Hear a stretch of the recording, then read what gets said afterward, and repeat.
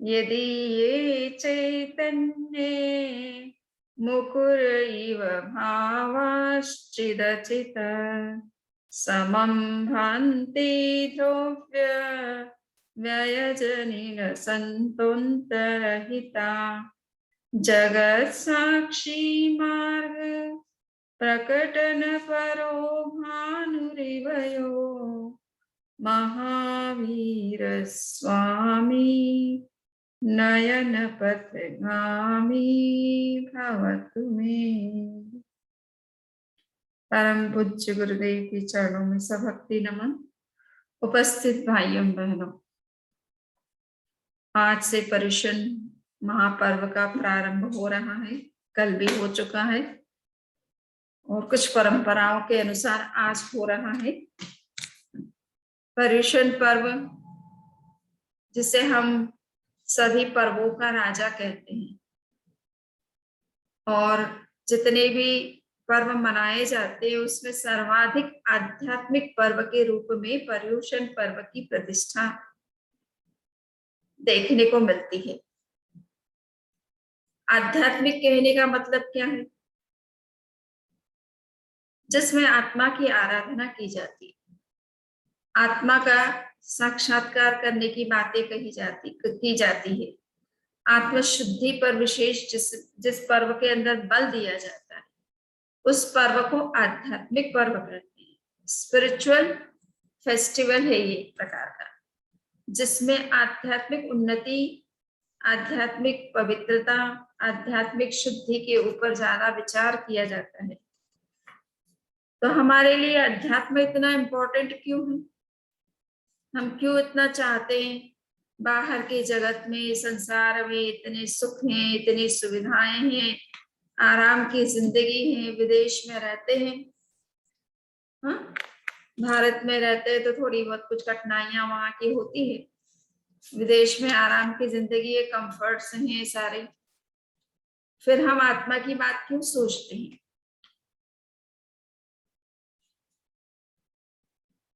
जैन धर्म में अनेक सिद्धांत हैं, सबकी गहराई में जाएं इतना समय हमारे पास में अभी नहीं है। पर्युषण पर्व के दौरान 8 दिन हम विशेष रूप से आपस में इतने मिलते हैं, तो हमें विशेष सिद्धांत जो जानने चाहिए इस समय, वो उसकी चर्चा करना सही रहता है।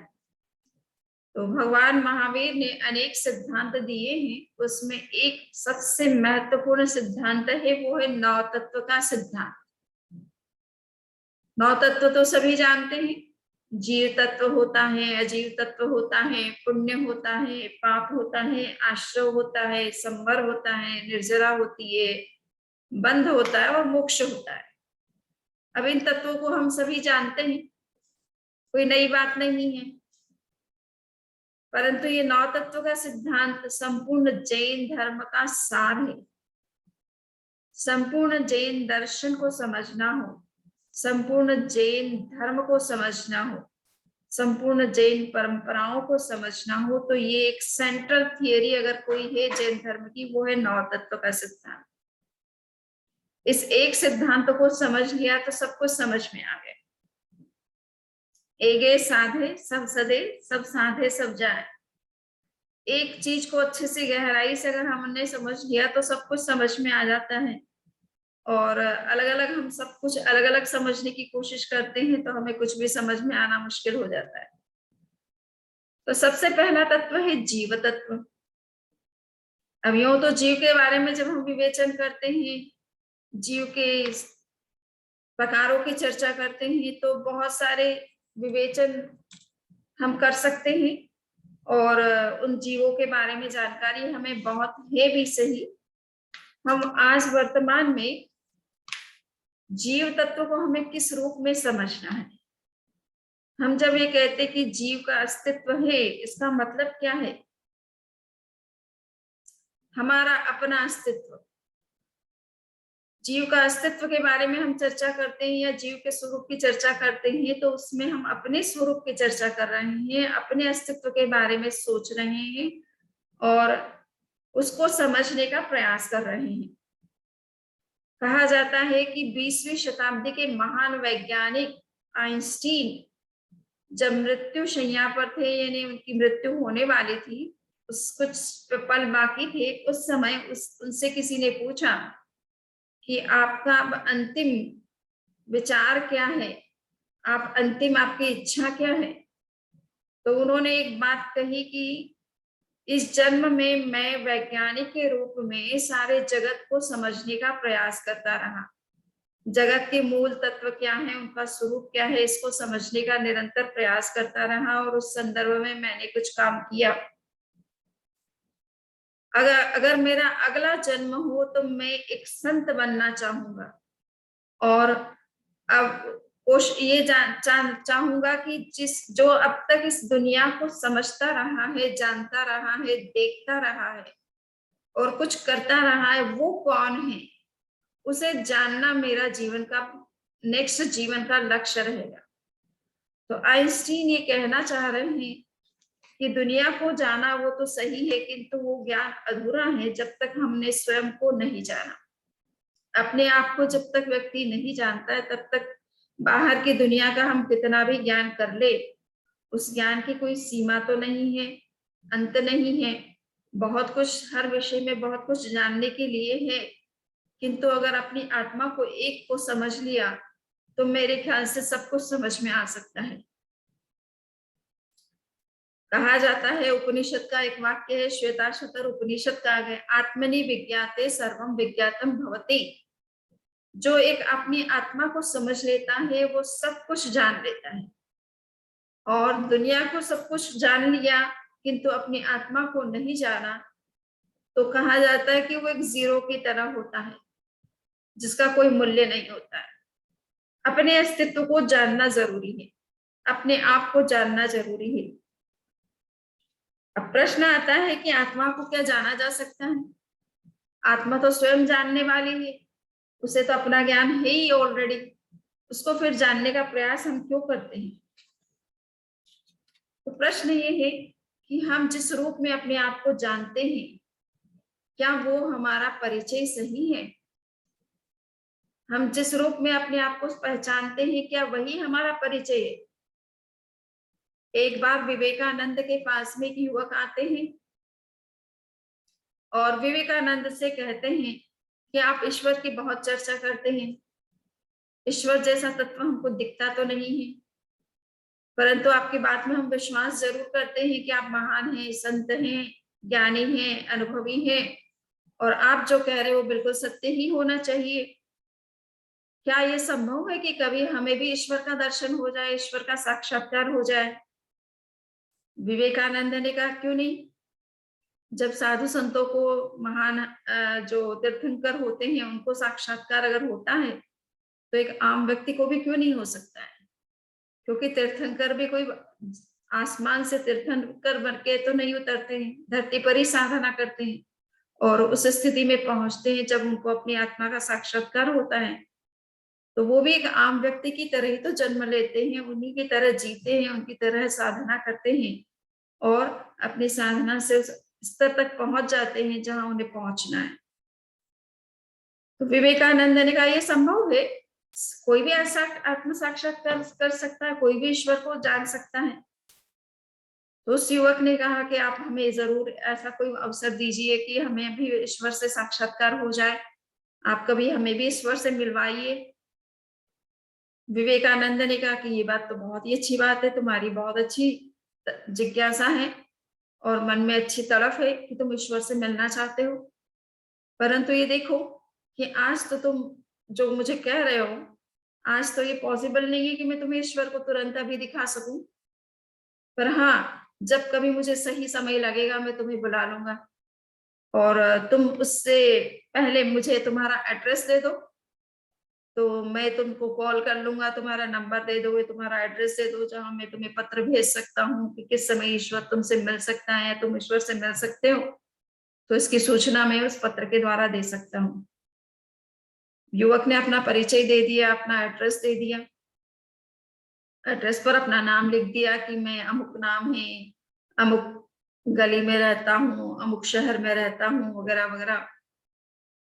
विवेकानंद ने पूछा कि देखिए, इस पर जो नाम लिखा है, जो भी नाम है, नरेंद्र भाई नाम है या रजनी जी नाम है या और कोई नाम है। तो उन्होंने ये पूछा कि ये नाम जो है ये किसका है, तो कि ये कौन है, कि मैं हूं। कि मैं का मतलब क्या होता है, ये तुम्हारा नाम है या तुम हो। तो बोले ये मेरा नाम है। तो फिर तुम कौन हो, सबसे पहला प्रश्न। ये तुम्हारा नाम है तो तुम कौन हो। बोले कि जो नाम है वही तो मैं हूं। विवेकानंद ने कहा कि क्या ये नाम तुम्हारा परमानेंट है, हमेशा से यही नाम रहा है तुम्हारा। तुम इस जन्म में जिस नाम से जाने जाते हो, क्या अतीत में भी तुम्हारा नाम रजनी था, भविष्य में भी तुम्हारा यही नाम रहने वाला है। युवक ने कहा कि ये तो कैसे कह सकता हूँ कि मेरा अतीत में भी यही नाम था और भविष्य में भी यही रहने वाला है। वर्तमान में ये मेरा नाम है, ये मैं इतना जान सकता हूँ। विवेकानंद ने पूछा कि एड्रेस दिया तुमने गली का, तुम्हारा मकान नंबर बताया, क्या ये तुम्हारा स्थायी मकान है, तुम हमेशा से यही रहते हो, अतीत में भी यहाँ रहते थे, वर्तमान में भी यहाँ रहते हो, भविष्य में भी यही रहते हो रहोगे। उसने कहा कि जैसे मेरा नाम के बारे में मैं ये इतना ही कह सकता हूँ कि वर्तमान में मेरा ये नाम है, उसी तरह से ये मकान भी वर्तमान में मेरा से संबंध रखता है। अतीत में मैं इस मकान में नहीं रहता था, भविष्य में भी नहीं रहूंगा। तो विवेकानंद ने कहा कि भैया मुझे तो तुम्हारा एड्रेस चाहिए, तुम कौन हो, इस तुम्हारा वास्तव में इस क्या नाम है, ये जब तक तुम ना बताओ तब तक मैं तुम्हें ईश्वर से नहीं मिलवा सकता। ये अस्थाई नाम और किसी का दिया हुआ नाम से काम नहीं चलेगा। तुम्हें अपना खुद का परिचय देना पड़ेगा कि तुम हो कौन वास्तव में। तो जब तक खुद का सही परिचय नहीं दोगे तब तक ईश्वर से मिलना संभव नहीं है। इस घटना से, इस बातचीत से क्या प्रतीत समझ में आता है कि जब तक व्यक्ति स्वयं को नहीं जानेगा तब तक वो ईश्वर को नहीं जान सकता है। ईश्वर को जानने के लिए स्वयं को जानना जरूरी है। आचार्य तुलसी ने एक गीत लिखा, अनुव्रत गीत, और उस गीत की पंक्ति है, उसमें उन्होंने कहा कि प्रभु बन करके ही हम प्रभु की पूजा कर सकते हैं। हम भगवान की पूजा करते हैं, आरती करते हैं, किंतु वही व्यक्ति भगवान की पूजा करने का अधिकारी है जो स्वयं भगवान हो, जिसे भगवान क्या होता है इस चीज का बोध हो, इसका अनुभव हो। उसी में भगवान बन की पूजा करने की क्षमता भी होती है। रियल सेंस में वही भगवान की पूजा भी कर सकता है। तो ये घटनाएं, ये सिद्धांत, ये इस बात को समझाने का प्रयास कर रहे हैं कि मनुष्य अपने आप को अगर जान ले तो वो ईश्वर को भी जान सकता है। मनुष्य अपनी पूजा कर ले तो वो भगवान की भी पूजा कर सकता है। मनुष्य अपने आप को समझ ले तो वो दुनिया की हर चीज को समझ सकता है। तो अपने स्वरूप को जानना, यही मूल उद्देश्य इस पर्युषण महापर्व का है। यह संपूर्ण जैन धर्म का है। पर्युषण पर्व तो 8 दिन के लिए आया या 19 दिन के लिए आया, किंतु उसके बाद भी हमें इस धर्म की हम आराधना करते रहे। क्यों करते हैं? अपने स्वरूप को पाने के लिए, अपने स्वरूप को समझने के लिए, अपने स्वरूप की का विकास करने के लिए हम धर्म की आराधना करते हैं। तो ये 9 तत्व में जो जीव तत्व को समझाने का भगवान महावीर का उद्देश्य इतना ही नहीं था कि इस संसार में कितने जीव हैं और कितने किस प्रकार के जीव हैं, किस संख्या में है, किस तरह की योनियां हैं, किस तरह की गतियां हैं, ये केवल उन्हें नहीं समझाना था। उन्हें उनका समझाने का उद्देश्य था कि ये तुम्हारा स्वरूप है। संसार में जब तक तुम रहते हो तब तक तुम्हारे ये रूप बनते रहते हैं। 4 गति में परिभ्रमण चलता रहता है। कभी मनुष्य बन जाते हो, कभी देव बन जाते हो, कभी नरक में चले जाते हो, कभी तिर्यंच गति में चले जाते हो। इस तरह से भाव भ्रमण निरंतर चल रहा है और तुम्हें इस सर्कल से, इस भाव भ्रमण से बाहर आना है। और उसके लिए कुछ तप, कुछ जप, कुछ ध्यान, कुछ स्वाध्याय, ये सब कुछ साधनाएं करनी है। तो आइंस्टीन ने जिस आत्म तत्व की बात की या जिस ज्ञाता को समझने की बात कही, उस ज्ञाता को समझने का क्या तरीका हो सकता है? हम कैसे आत्मा को जान सकते हैं या आत्मा के सही स्वरूप को समझ सकते हैं? तो इसके लिए कहा जाता है कि ये ध्यान, ये जप, ये अन्य जो तत्व चर्चा है वो तो हमें सहायक बनती ही है, किंतु विशेष रूप से जब हम ध्यान की गहराई में जाते हैं तब हमें आत्म साक्षात्कार करना हमारे लिए सरल हो जाता है। तो ध्यान, आज वर्तमान में ध्यान के प्रति लोगों की बड़ी रुचि है, किंतु ध्यान क्यों कर रहे हैं? विशेष रूप से वर्तमान में जीवन में जो अशांति है, तनाव है, डिप्रेशन है, फ्रस्ट्रेशन है, उसको मिटाने के लिए लोग ध्यान को विशेष रूप से करते हैं। किंतु ध्यान का उद्देश्य मात्र मानसिक शांति नहीं है, तनाव को दूर करना इतना ही ध्यान का मूल उद्देश्य नहीं है। ध्यान का मूल उद्देश्य है आत्म साक्षात्कार करना। प्रेक्षण ध्यान को आपने कई बार किया होगा। समझ जी आपके साथ सैक्रामेंटो में कई वर्षों से आ रहे हैं, तो आपने कई बार ध्यान के उनके साक्षात प्रयोग किए हैं, और प्रेक्षण ध्यान का जो गीत है उसको भी आपने सुना होगा, आत्म साक्षात्कार प्रेक्षा ध्यान के द्वारा। प्रेक्षण ध्यान के द्वारा आत्मा का साक्षात्कार होता है। अभी किस तरह के ध्यान करने से आत्मा का साक्षात्कार होता है? तो कहा कि प्रेक्षा करने से, केवल देखने से। बहुत कठिन कोई प्रक्रिया नहीं है ध्यान की, आपको केवल देखना है अपने आप को। और देखना है का मतलब राग द्वेष मुक्त होकर के देखें। आत्म साक्षात्कार में सबसे बड़ी बाधा है हमारे अपने राग द्वेष, हमारे अपने क्रोध, मान, माया, लोभ, ये हमारी सबसे बड़ी बाधाएं हैं। जब कभी हम देखने का प्रयास करते हैं तो हम या तो विचारों में उलझ जाते हैं, या शरीर में कहीं कोई दर्द शुरू हो जाता है तो उस दर्द में उलझ जाते हैं, शरीर में उलझ जाते हैं। तो हम राग द्वेष में ज्यादा उलझ करके हम अपने स्वरूप तक नहीं पहुंच पाते हैं। ये बीच की कुछ ऐसी बाधाएं आती रहती है जिसमें व्यक्ति अपने आप को, कहना चाहिए कि लॉस्ट हो जाता है, वो अपने आप को लॉस्ट कर लेता है, गुमसुदा हो जाता है, उन चीजों में उलझ जाता है जो शरीर और मन से जुड़ी हुई है। उससे बाहर जाने की, उससे बियॉन्ड जाने की कोशिश नहीं करता है। गीता में श्री कृष्ण ने आत्मा के स्वरूप को समझाया है, और समझाते हुए उन्होंने कहा कि इंद्रियाणि परान्याहु इंद्रियेभ्य परम मनः मनसा परा बुद्धि यो बुद्धे परतस्तु सह। आत्मा क्या चीज है? तो उन्होंने कहा कि सामान्य व्यक्ति अपने स्वरूप को जानता है शारीरिक रूप में, और इन इंद्रियों के रूप में जानता है कि मैं देख सकता हूँ, सुन सकता हूँ, सुन सकता हूँ। किंतु ये सारी इंद्रियां और ये शरीर, ये तो स्थूल है। इनको देखने से अगर आत्मा होती तो फिर सभी को आत्म साक्षात्कार हो गया होता। ये हमारा स्थूल शरीर है जो हमारी आत्म तत्व को धारण करता है, किंतु आत्मा इसके अंदर है, और उसे जानने के लिए उसे शरीर की इस दीवार को पार करना होता है, ट्रांसेंड करना होता है। शरीर और मन और इंद्रियों से परे उसे बुद्धि तक पहुंचना होता है, किंतु बुद्धि भी आत्म तत्व को नहीं समझ सकती है।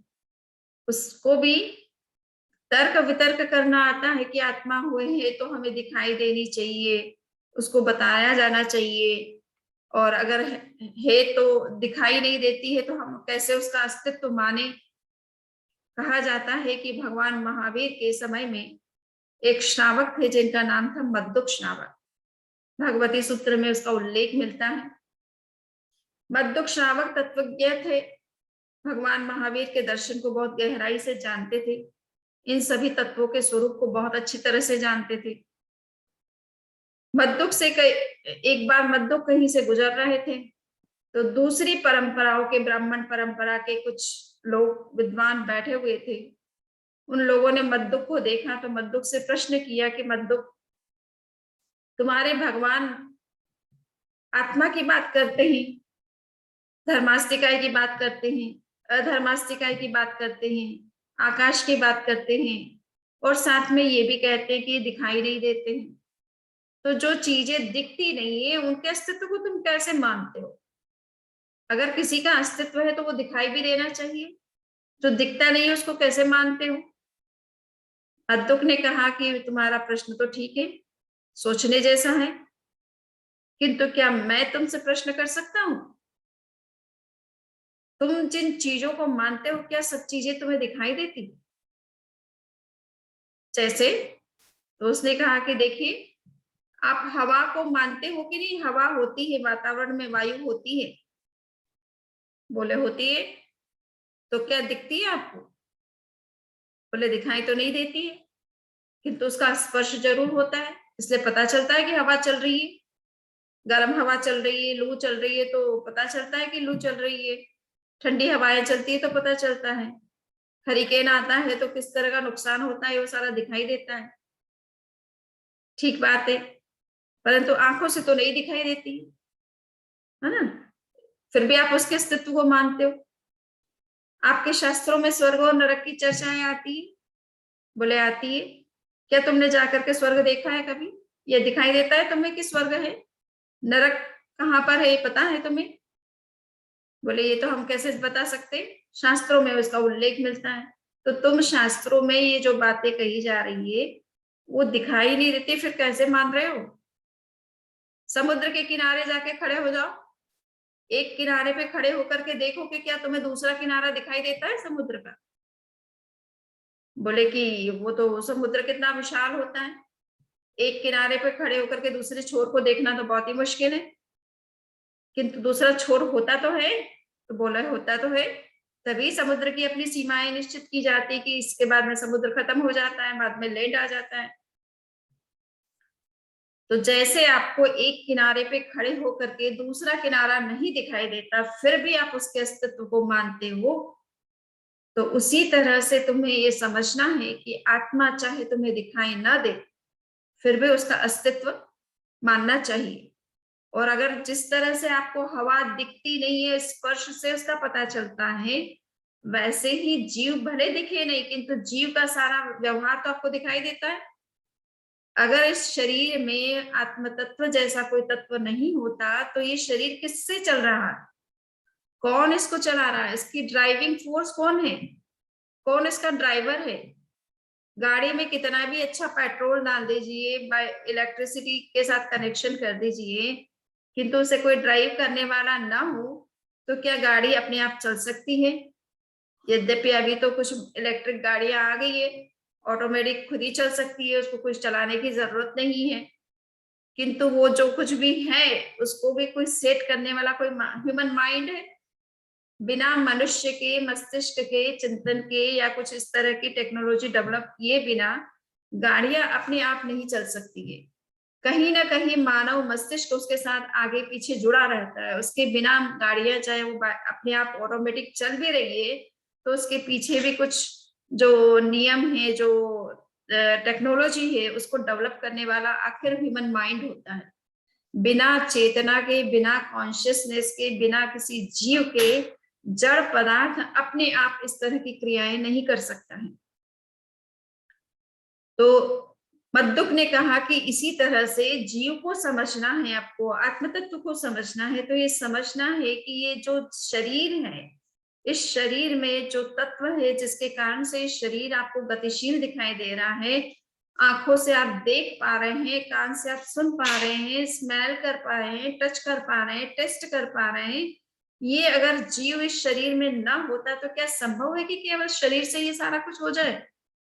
एक डेड बॉडी में कुछ होता है क्या इस तरह की चीजें?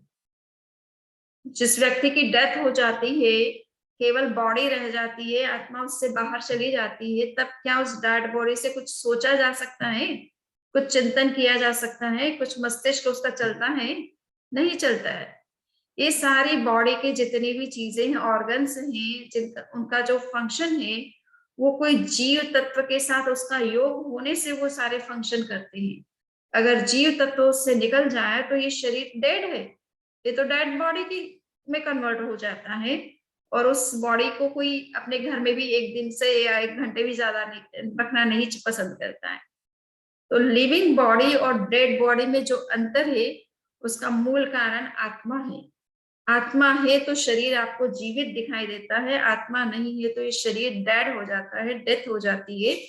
और इसको जो है दफना दिया जाता है या इसका संस्कार कर दिया जाता है। तो आत्मा हमें साक्षात भले ना दिखे, हमें वो दिखाए आंखों से भले ना दिखाई दे, किंतु उसको देखने के लिए हमारा ये फिजिकल शरीर भी है, हम बॉडी के माध्यम से उसे देख ही रहे हैं, जीव को हम एक दूसरे को देख ही रहे हैं।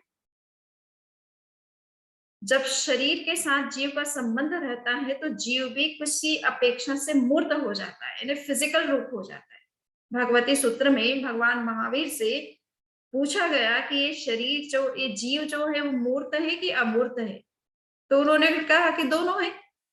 मूल रूप में तो वो अमूर्त है, दिखाई नहीं देता है, किंतु जब शरीर के साथ वो जुड़ता है, शरीर के साथ जब उसका संबंध स्थापित होता है तो शरीर के माध्यम से वो भी दृष्टिगोचर होता है आपको, इसलिए वो रूपी भी है।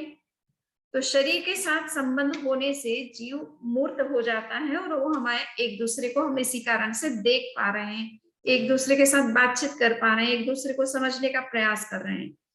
तो ये जीव जो अमूर्त है, उसे अगर हम अमूर्त रूप में ही देखना चाहते हैं, शुद्ध रूप में देखना चाहते हैं, तो उसके लिए कुछ साधना करने की आवश्यकता होती है। मूर्त रूप में तो हमें ऐसे बिना साधना के, बिना किसी प्रयास के देखने को मिल जाता है, उसके लिए हमें कोई साधना, कोई प्रयत्न करने की आवश्यकता नहीं है।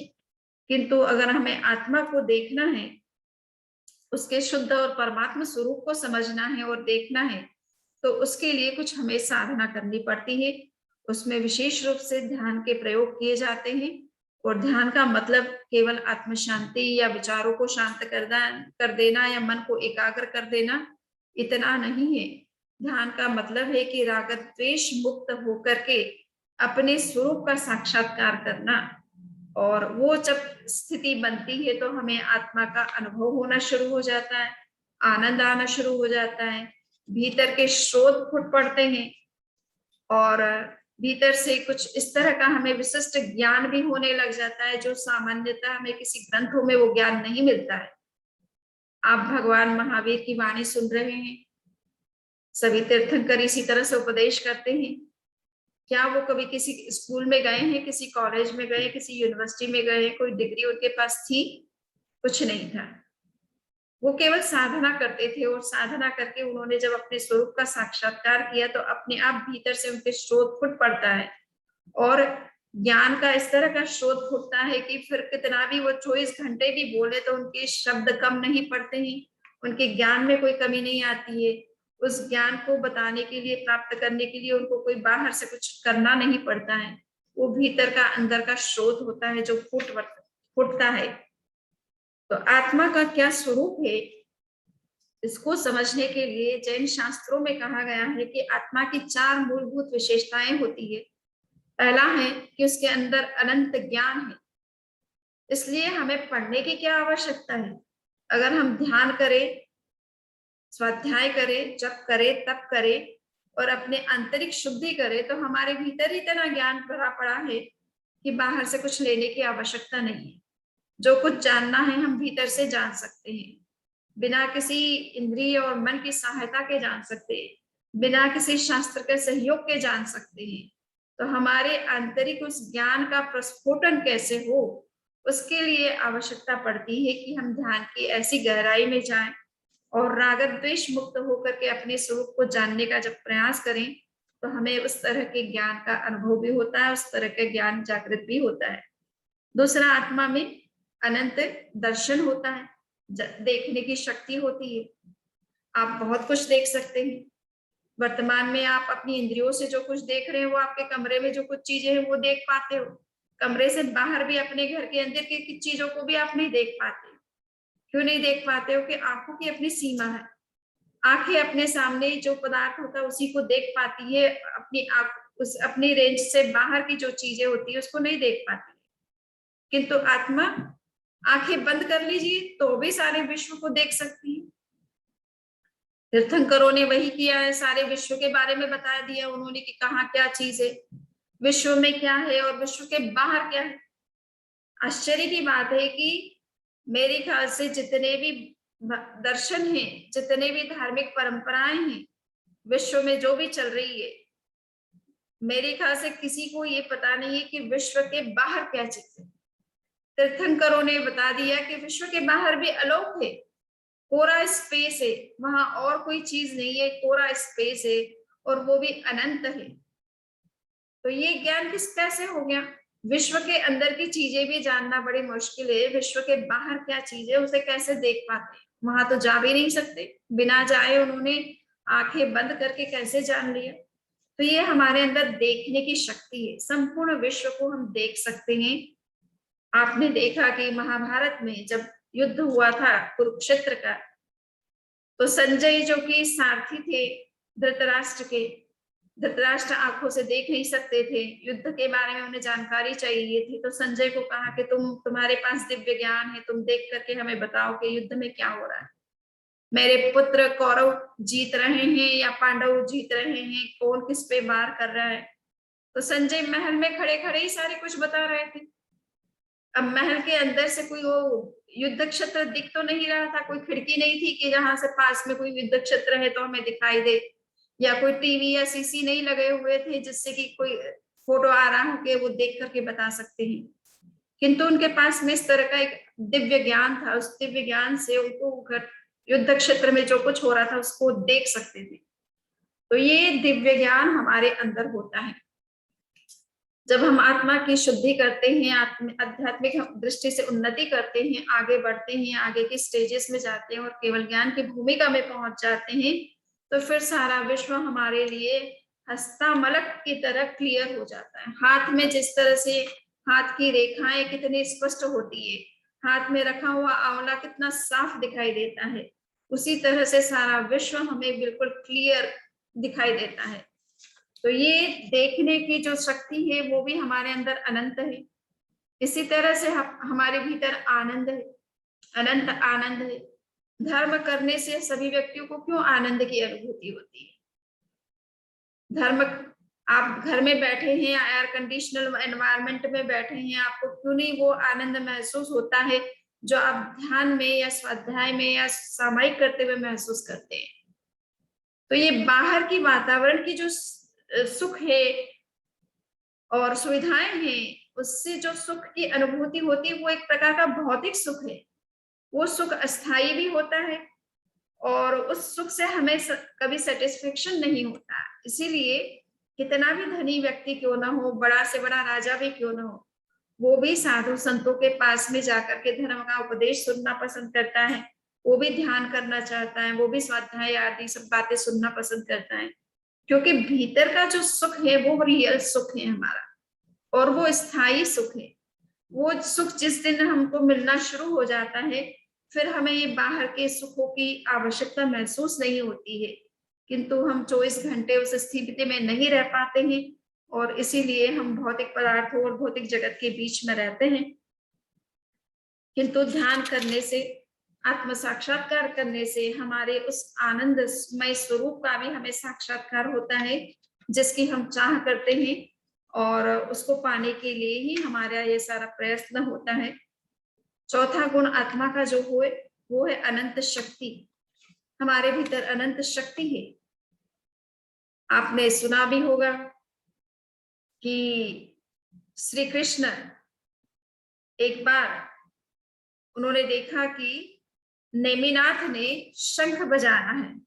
उनको बड़ा आश्चर्य हुआ कि मेरा शंख पांचजन्य शंख को हर कोई नहीं बजा सकता है और जो बजाने वाला है वो निश्चित मेरे से ज्यादा शक्तिशाली है।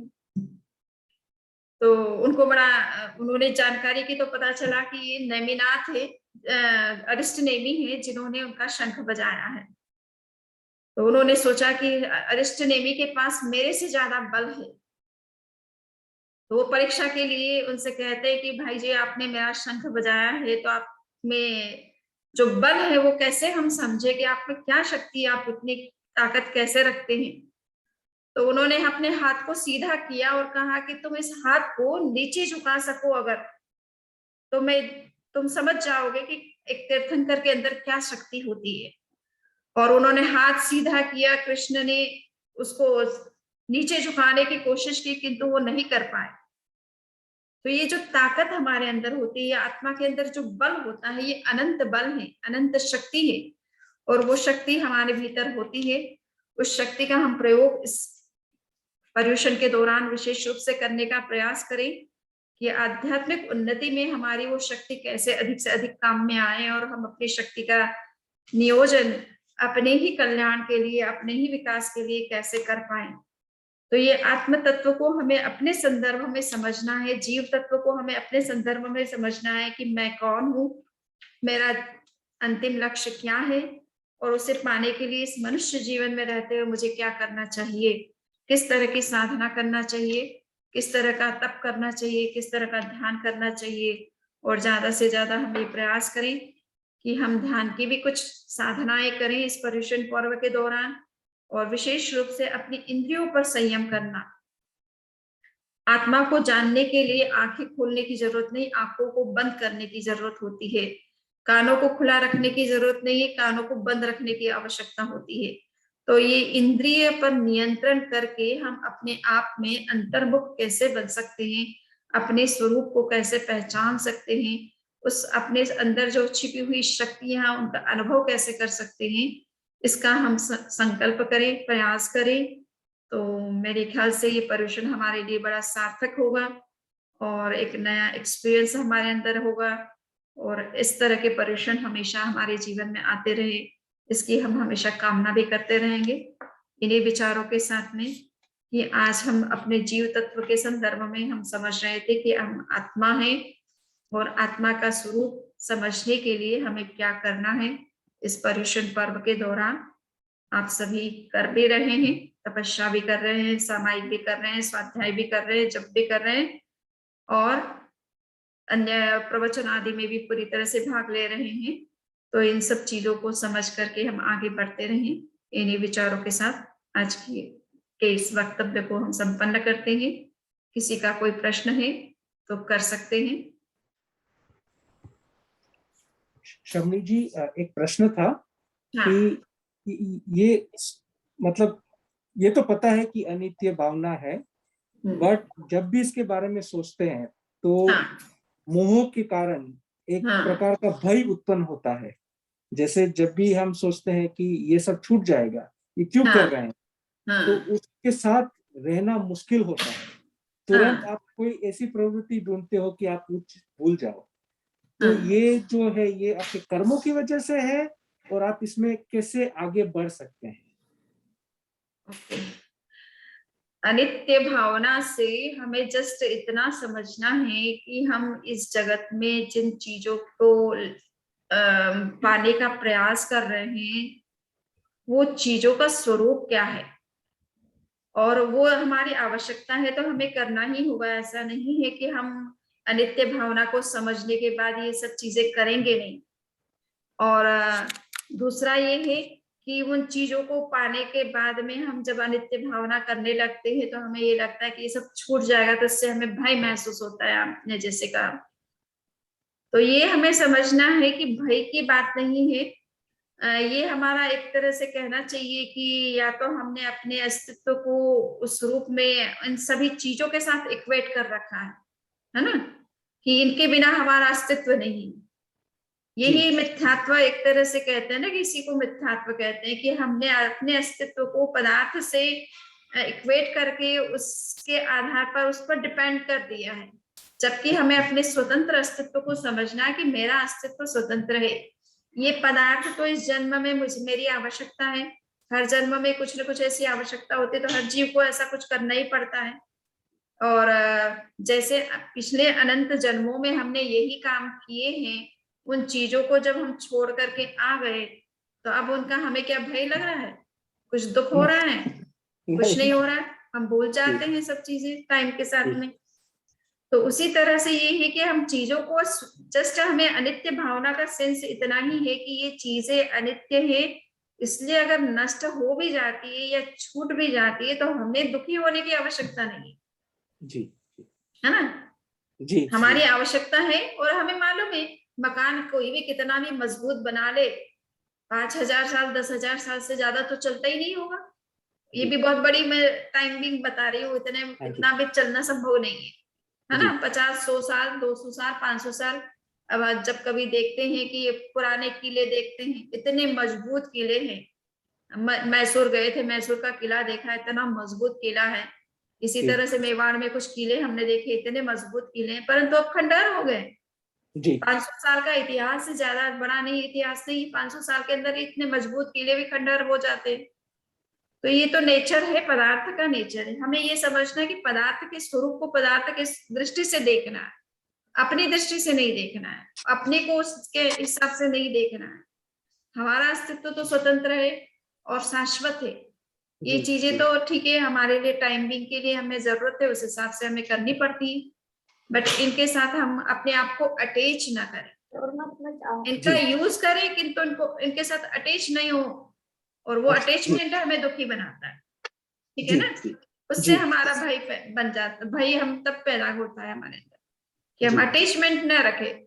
ठीक है, जी उपयोग करें, अच्छा से अच्छा मकान में रहें, उसमें कोई दिक्कत नहीं है, परंतु अटैचमेंट नहीं रहे तो कोई दुख की बात नहीं है। भरत चक्रवर्ती का उदाहरण सामने रखिए, शतखंड का साम्राज्य था किंतु अनासक्त थे। तो कमल किस तरह से कीचड़ के अंदर रहते हुए भी निर्लिप्त रहता है, डिटेच्ड रहता है, वैसे ही हम उन चीजों के साथ डिटेच्ड रहे, ये हमारी जरूरत है। गाड़ी से हम चलते हैं, शिप से हम जो है समुद्र पार करते हैं, किंतु शिप कितना ही अच्छा है, अपने सिर पे लेके तो हम नहीं चलते ना, जी उसको एक बार के लिए यूज में लिया और छोड़ दिया। ठीक इसी तरह से इस जीवन में हमारी ये जरूरत है, हमने किया और छोड़ दिया, खत्म बात। जी जी इसीलिए अंतिम समय में वो संथारा अनशन की बात कही जाती है कि वर्तमान की जो चीजें जितनी भी बसाई थी, जो भी हमारे संबंध थे, हम उनको त्याग करके जाएं, ताकि जाने के बाद उनके साथ हमारा कोई संबंध न रहे और उनके पीछे हमारी चेतना की दुर्गति ना हो। जी जी ठीक है, और कुछ? नहीं बस ठीक। पूछो समनी जी, किसी ने आत्मा का साक्षात्कार किया है? आप फील कर सकते हैं? आपने अनुभव किया? देखिए, आत्मा का साक्षात्कार वैसे रियल सेंस में केवल ज्ञान से होता है। ठीक है ना, केवल ज्ञान में ही एकमात्र क्षमता होती है कि वो आत्मा को देख सकता है। बाकी सारे ज्ञानों से आप कुछ अनुभव तो कर सकते हो, और आपको ये महसूस होगा कि हमारे शरीर में कुछ अलग तत्व है, और कुछ आपको उस तरह का प्रकाश, आनंद, ज्ञान, जैसे जैसे आप गहराई में उतरोगे, आपके अंदर इंट्यूशन पावर बहुत डेवलप हो जाएगा। ठीक है ना, किसी को बताने की जरूरत नहीं होती है कि क्या होने वाला, आप अपने आप ही जान लेते हैं उस चीज को। तो ये सब चीजें आपके अंदर इनर से डेवलप होनी शुरू हो जाती है जैसे जैसे आप गहराई के अंदर जाते हो। पूर्ण रूप में आत्म तत्व को देखने के लिए तो केवल ज्ञान ही एकमात्र समर्थ है। ये हमारे पास वर्तमान में जो ज्ञान है, मति ज्ञान, श्रुत ज्ञान, अवधि ज्ञान, मनःपरव ज्ञान, ये 4 ज्ञान केवल भौतिक चीजों को जान सकते हैं, सीधा आत्मा को नहीं देख सकते हैं, ये अमूर्त तत्वों को नहीं देख सकते हैं। परंतु हाँ, हम आत्मा है, हम खुद ही आत्मा है ना, हमें ये तो पता है ना कि हम जीव तत्व हैं। तो उस जीव तत्व को जब हम अंदर में ध्यान की गहराई में जाते हैं और निर्विकल्प अवस्था में जब हम ज्यादा रहते हैं, तो आपको उस तत्व की अनुभूति होनी शुरू हो जाती है, उसका आनंद अलग महसूस होने लगता है, और महसूस होता है कि उस तत्व को समझे बिना तो जीवन शून्य है, कुछ मतलब नहीं है ज्यादा। तो वो होता है निर्विचार विशारदे अध्यात्म प्रसाद। एक पतंजलि का एक बढ़िया सूत्र है कि निर्विचार अवस्था में आत्म तत्व का साक्षात्कार होता है, निर्विचार अवस्था, है ना। तो हम विचारों में ही उलझ जाते, जब कभी ध्यान भी करने बैठते तो अनेक विचार आते, सामान्य रूप में जो नहीं आते वो ध्यान की अवस्था में आने लग जाते, तो व्यक्ति विचारों में उलझ जाता है, तो वहां तक पहुंच ही नहीं पाता है।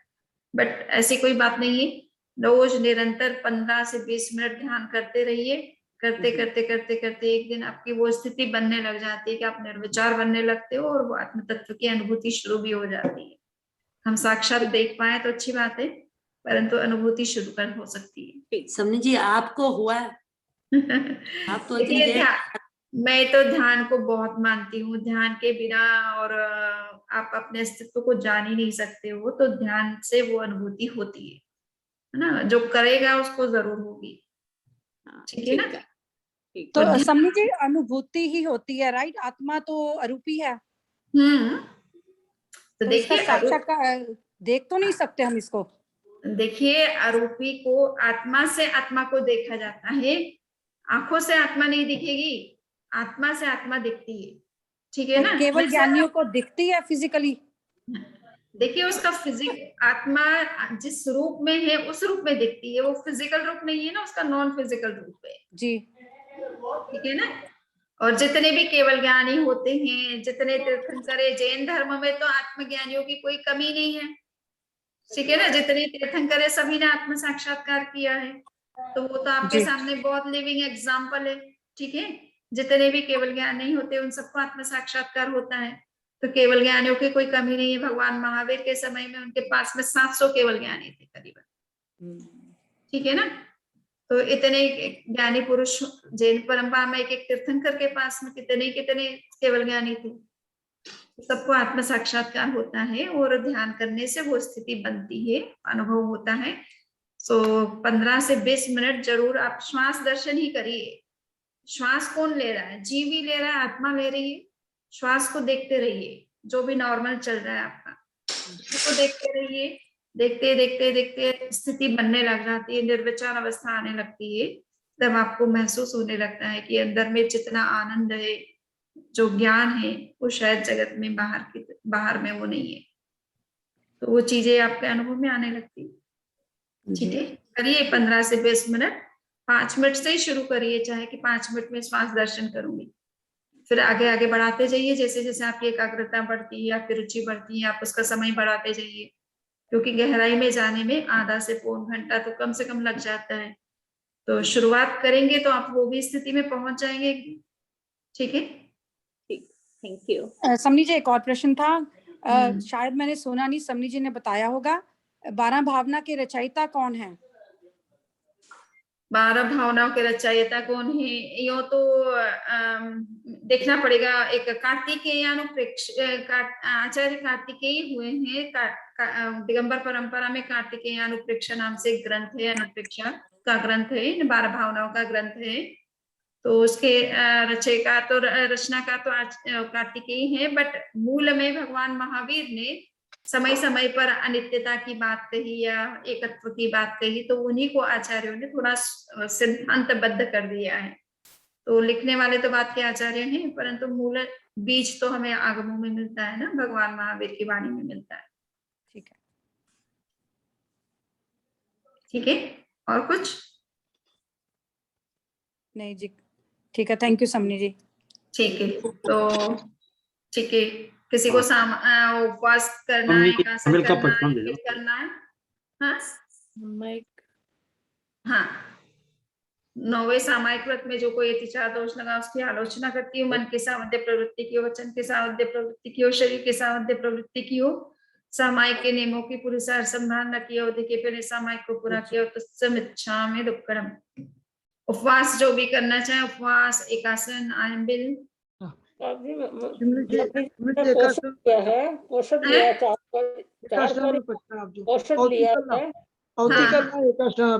सुबह वो सनराइज के बाद पढ़ सकते हैं। हाँ हाँ हाँ, जिन्होंने पोषण लिया है सनराइज के साथ वो पार सकते हैं। और कितना प्रहरी पोषण किया है? 4 प्रहरी 4 प्रहरी किया, मतलब सूर्यास्त के साथ किया ना? सूर्यास्त के साथ। और उपवास किया आपने? उपवास किया। अच्छा, तो कोई बात नहीं। 4 प्रहरी पोषक जो करते हैं उनको 3 सामायिक दंड के रूप में करनी होती है, यानी पोषक के समय में कुछ दोष लग जाता है तो उसकी शुद्धि के लिए 3 सामायिक करनी होती है। तो आप जब भी आपको समय मिले आप 3 सामायिक भी कर ले फिर पोषक के बाद, है ना। मतलब एक ही दिन में करना जरूरी नहीं है, पर 3 सामायिक दंड के रूप में करना होता है, ठीक है।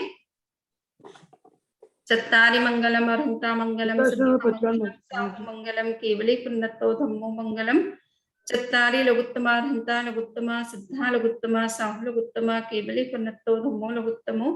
चत्तारि शरणं प्रवच्चामि अर्हन्ते शरणं प्रवच्चामि सिद्धे शरणं प्रवच्चामि साहु शरणं प्रवच्चामि केवली पुण्यतं धम्मं शरणं प्रवच्चामि। मैंने આવતીકાલના એકાસના પછી हाँ हाँ, धारणा प्रमाणे कल सुबह सूर्योदय तक, परसों सुबह ना? या हाँ, हाँ, परसों सुबह सूर्योदय तक एक करण एक योग से एक टाइम से अधिक आहार करने का त्याग है। त्याग है। बेला बेला का पचकान देना। तेला का। हाँ। अच्छा हाँ, जोड़ लीजिए। अब परसों, आज तो उपवास है, कौन सा आज बेला है? नहीं, आज अभी आसना है। बियासना है। और अब तेला नहीं, की बात। कल का और परसों का चाहिए उपवास का। कल उपवास था। नहीं, परसों कल भी उपवास था, आज व्यासना और 2 दिन नेक्स्ट 2 दिन का बेला का पचकान चाहिए। अच्छा, 2 दिन का बेला। चलिए, अरिहंत सिद्ध की साक्ष्य से 2 दिन तक जो है दिन में 3 आहार का और रात्रि में 4 आहार का त्याग है। सुमनी जी उपवास करा रहा हूँ मेरा। उपवास। उपवास, ठीक है। परसों सूर्योदय तक एक करण एक योग से दिन में 3 आहार का और रात्रि में 4 आहार का त्याग है। ठीक है। हाँ, आपको बेला करवा दिया ना? बेला करवा दिया ना आपको? बेला कल बेला है। ओके, मीन्स आज तो उपवास है, हाँ। कल बेला करना है।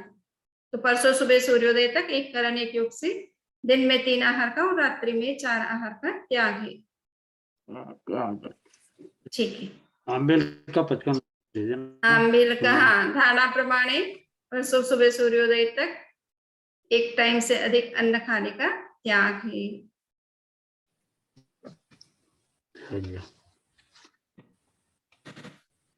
ठीक है, मंगल पाठ सुना दिया है। वंदामिनम अगर ये समय आपके लिए सही है, नहीं तो हम लेक्चर एक का रखें और एक का ना रखें, ऐसा भी कर सकते हैं अगर आप लोग ज्यादा टायर्ड हो रहे हो तो। नहीं बराबर है। सही है ये ठीक है ना? तो ठीक है, ये ठीक है, इतना थोड़ा सा ये ठीक है। ठीक है। नहीं, थोड़ा सा कम होना चाहिए। तो मतलब एक दिन एक जना लेक्चर दे दे, दूसरे दिन दूसरा दे दे। नहीं 7 चलता है days बराबर। है, 8 days है, फिर बाद में कम होगा तो चल जाएगा। फिर तो आप अभी पोजीशन के दिन में तो हाँ, ठीक ही है। वैसे कोई दिक्कत नहीं है, परंतु अभी तो घरों में ही बैठे हैं, बाद आप में आराम से के अपनी हो सकता है। आराम कुर्सी पर बैठ करके सुन रहे हैं, तो कोई दिक्कत तो नहीं होनी चाहिए। फिर भी अगर लगता है तो हम थोड़ा समय को कम कर सकते हैं, कोई दिक्कत नहीं है। तो आप नहीं, बताएं कि ये समय आपके लिए सही है या हम कम करें? सही है, सही है। सही है। तो हम 12:30 तक में सही है। आपके वहाँ टाइम जो है 9:30 होता है मेरे ख्याल से। हाँ, समझ जब ऑलमोस्ट 10 बजने वाले हैं ऑलमोस्ट हाँ हाँ, हमारे, और आपके 1 बजने वाला है। आपका बहुत लेट हो जाता है। आपके चलिए लिए वो आधा घंटा समझ लीजिए, आधा घंटा थोड़ा कम ठीक रहेगा। नेक्स्ट डे जैसे काम पर भी जाना होता है, हाँ तो हाँ, थोड़ा सा कम कर सकते हैं। मतलब तो ऐसे आपके हिसाब से हम कितने बजे फिनिश करें ये बताइए। 9:30 को 9:30 पे समझ लीजिए, वो आपकी आईडी ऑफ हो जानी चाहिए 9:30 पे। आप बंद। ओके, तो अभी जैसे 15 मिनट ज्यादा हो रहे हैं आपके हिसाब से ना? ओके, ठीक है। तो तो कल हम थोड़ा डिस्कशन का थोड़ा सा टाइम रख के ना बीच में ही हाँ, तो हम 9:30 पे बंद कर दिया करो। हम हाँ, लेक्चर टाइम जो है वो 12:15 तक रखेंगे हमारे आपके हिसाब से, और 12:30 को जो है वो क्लोज कर देंगे, ठीक है ना? या समझिए 9:15 पे आप मंगल आपको भी पाठ सुना दो।